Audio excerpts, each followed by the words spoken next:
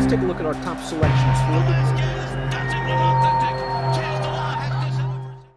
Hi, everybody. Dan Illman, Mike Beer. 3 stakes races on tap at Aqueduct on Sunday. Let's start the field for race number 7, the $100,000 Garland of Roses. We're going 3/4 of a mile for fillies and mares, Mike.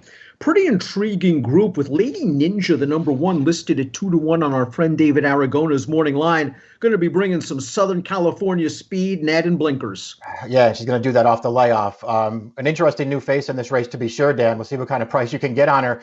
Overall, I thought this was a very well-matched field with a lot going on.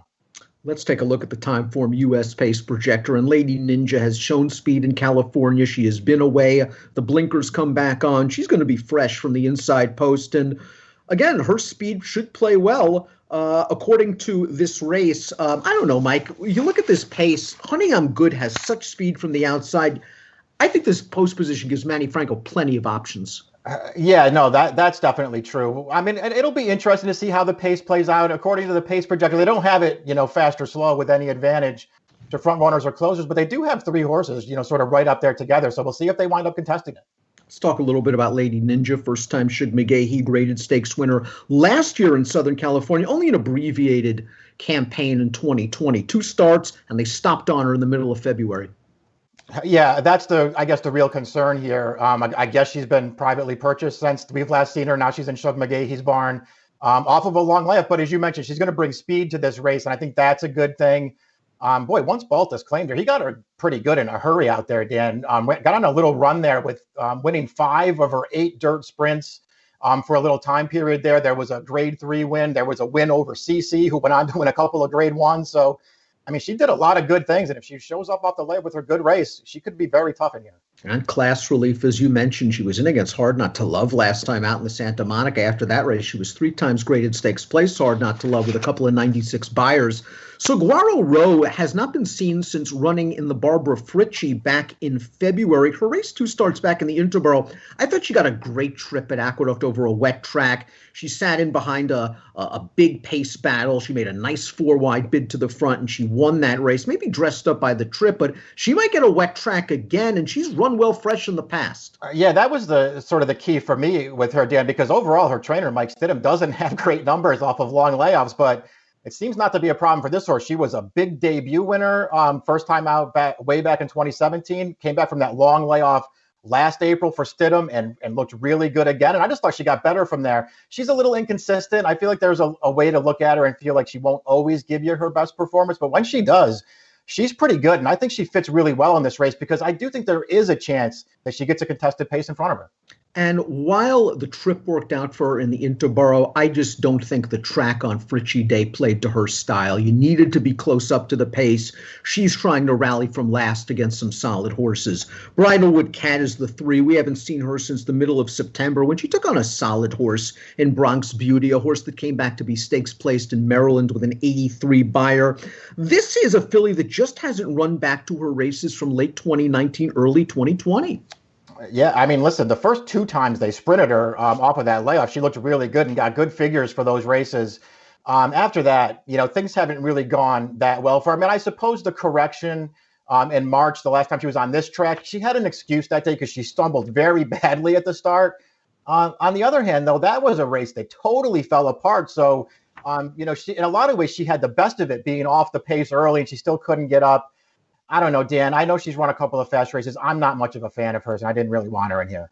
Pacific Gale, the 4, Honor Way, the 5. They come out of the Pumpkin Pie Stakes on November the 1st. We're going to take a look at that race right now. Pacific Gale, who's just on a long losing streak, was pressing the pace on the outside. And Honor Away, who's just been in such improved form for Charlie Baker, just going to roll right by her. 91 buyer speed figure. Nice that it was done over a sloppy racetrack, Mike.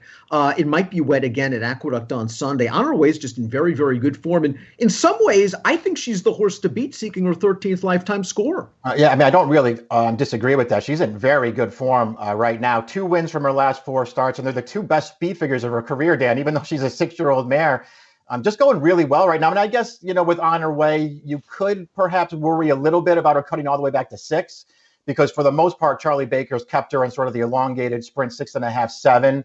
I don't think it's going to be a problem for her, but I guess it could be. As far as Pacific Gale goes, I mean, I don't really know what to say. I like that they've tried to use her speed lately, because for a horse who doesn't seem like she wants to pass horses, maybe just try and put her on the front. She just never wins. She's good enough to beat this field, Dan. She just never wins. Hey Mama Luke, the number 6, is 20-1 on the morning line, shipping in for Parks for a good trainer in Patty Farrell. They tried to stretch her out last time out, and she opened up a big lead. She got tired late. I think turning back to 6 is the right move. I just wonder if she's a little bit class compromised. To me, she's more like a Mid-Atlantic optional claiming type. Yeah, that would be my concern too, that she just may not class up here, but she's run some good races. She does have speed, Dan. I think they will try to make the lead with her. And as we saw in that last race from Hey Mama Luke, she did open up a clear lead going a mile, but she got tired. That distance was just a little bit far for her. Honey I'm Good goes out for Steve Asmussen. So we haven't seen Honey I'm Good since June, when she scored at Belmont in this race, the Harmony Lodge. Now, she went right to the front. She came off the rail in upper stretch, and I thought for a second she was kind of saying, come get me, Royal Charlotte. Come get me, Pacific Gale. And Honey I'm Good dug down deep to win. 90 by her speed figure. The layoff worries me. Yeah, the layoff worries me too, especially when you consider she was off of a little bit of a layoff there, and then she went right back to the sidelines again. Her form overall is very good. Her dirt sprint form in particular is very good. We'll see what we get off the layoff. I think this is a fascinating race, Mike. You're going with the 2 in here as we take a look at our top selections. This horse off the layoff is really interesting because I think from a class standpoint, she's bang up with these horses. Yeah, I think she fits really well. I think the pace could play in her favor here. I like that she's reuniting with Rosario, who seems like he rides her very well. And she just runs so well fresh, Dan, that I'm willing to give her a shot here off of this layoff. I think she fits really well in this field. I'm probably a glutton for punishment in here, going for Pacific Gale at a decent price. I know she has way back races that would make her a contender in here. I kind of like her cutting back to 3/4. I think that's her most effective distance.